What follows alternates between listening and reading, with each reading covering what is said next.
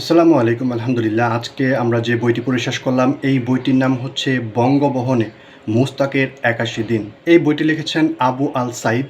আবু আল সাইদ শেখ মুজিবুর রহমানের যে বাকশাল ছিল, সেই বাকশালের কমিটিতে ছিলেন। যার কারণে স্বভাবতই আপনারা হয়তো বুঝতে পারতেছেন যে তার লেখাটা কীরকম হবে। এই বইটির নাম থেকে বোঝা যাচ্ছে এখানে মূলত মুস্তাকের যে শাসনকাল সেটা সম্পর্কে আলোচনা করা হয়েছে এবং তারপর তার যে অবস্থা ছিল সেটা সম্পর্কেও শেষে আলোকপাত করা হয়েছে।